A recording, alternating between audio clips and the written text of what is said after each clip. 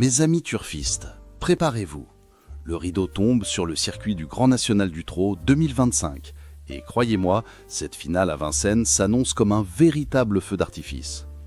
Bienvenue à tous les passionnés de trot attelé, aux experts comme aux novices, sur la plus belle piste de France, l'hippodrome Paris-Vincennes, pour la 44e édition de la finale du Grand National du Trot, le prix Maurice de Folleville. Nous sommes le 30 novembre 2025 et l'ambiance est électrique. La discipline est reine, le trot attelé, sur la mythique grande piste encendrée de Vincennes, corde à gauche, sur la distance exigeante de 2850 mètres. Avec 18 concurrents de 5 à 10 ans au départ, cette épreuve de groupe 2 est dotée d'une allocation de 150 000 €. Les conditions sont claires. Il faut avoir participé à au moins une étape du GNT cette année, avec les traditionnels reculs de 25 mètres à 385 000 € de gains et de 50 mètres à 677 000 €. Le terrain est annoncé bon, parfait pour une confrontation de haut vol. L'enjeu est colossal. Non seulement le titre de vainqueur de cette finale, mais aussi la consécration pour les lauréats du classement général du circuit 2025. Une journée qui promet spectacle et adrénaline, malgré l'absence de dernière minute d'Indy de Gire, le leader incontesté du circuit, forfait pour raison de santé. Mais cette absence ouvre grand la porte à d'autres champions prêts à saisir leur chance. Rentrons dans le vif du sujet. L'analyse détaillée de cette finale du GNT 2025 qui s'annonce comme une véritable lutte des classes entre les fidèles du circuit et ceux qui l'avaient coché de longue date comme objectif majeur. Commençons par les forts en présence au premier échelon de départ, où la vitesse sera un atout crucial.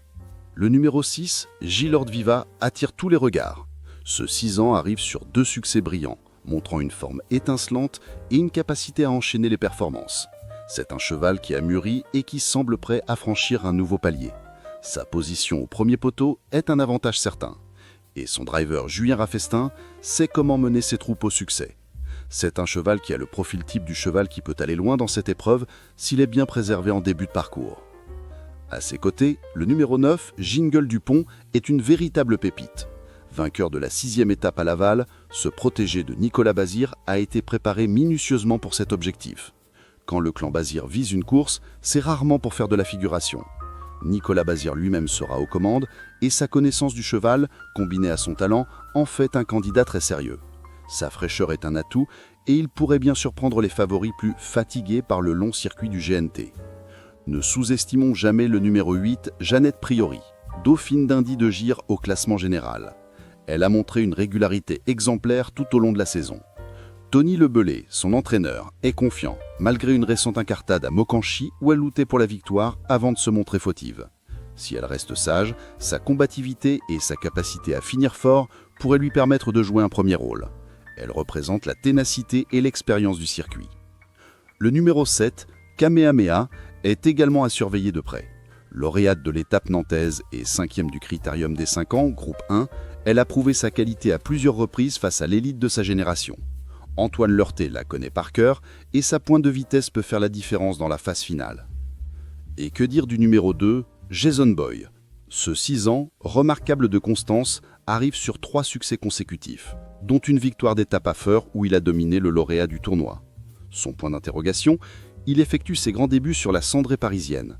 Mais son entraîneur Quentin Chauve-Lafeuille a de grandes ambitions et le cheval semble avoir la classe pour s'adapter. Un pari osé mais potentiellement très payant. Au second échelon, il faudra défier les 25 mètres de handicap, un exercice difficile mais pas impossible pour des trotteurs de cette trempe. Le numéro 11, Hubble du Vivier, est un incontournable. Drivé par le maître incontesté de Vincennes, Jean-Michel Bazir, 9e vainqueur de cette finale, cet 8 ans aura l'avantage d'être mené par un homme qui connaît tous les secrets de la grande piste. Sa régularité et sa capacité à gérer les efforts sur les longs parcours en font un candidat au succès malgré le recul. Le numéro 13, Harley Gemma, est une autre concurrente redoutable du second poteau. Victorieuse de l'étape de Mokanchy, elle a montré qu'elle était en pleine possession de ses moyens. Benjamin Rochard, son partenaire, est un driver talentueux et très en forme. Elle a l'expérience des courses rythmées et sa fin de course est souvent tranchante. N'oublions pas le numéro 12, Ulysse Diguet, un cheval dur à l'effort qui peut surprendre à l'arrivée. Sa capacité à tenir la distance et son tempérament de guerrier en font un outsider de choix. Le numéro 10, Illusion J-Pad, mérite également une mention. Elle affiche un excellent taux de réussite dans les 5 premiers lorsque son entraîneur lui attribue un emoji vert, signe de grande confiance. C'est une information précieuse qui ne doit pas être négligée. Quant au numéro 3, Hold Up du Dijon, il sera déféré des 4 pieds et confié à Franck Nivard qui le connaît parfaitement. Il devra se frotter aux plus jeunes, mais peut accrocher une belle place s'il bénéficie d'un bon parcours. Enfin, le numéro 5, Ibiza Bella, la jument de Jean-Paul Marmion, ne doit pas être condamnée sur ses récentes contre-performances. En forme à l'entraînement et bien engagée au premier échelon, elle est capable de se racheter et de s'immiscer dans la combinaison gagnante. La finale du GNT est souvent une course pour les 6 ou 7 ans, selon les statistiques des 9 dernières éditions. Cela met en lumière des chevaux comme Gilord Viva, Jingle Dupont, Jason Boy, Jeannette Priori ou Kamehameha. Le rythme de la course promet d'être très soutenu, ce qui favorisera les chevaux capables de se faire ramener et de finir fort. L'absence d'indice de gire, bien que regrettable, rend la course plus ouverte que jamais et augmente l'excitation. Notre sélection complète 6, 9, 8, 11, 2, 7, 13, 5.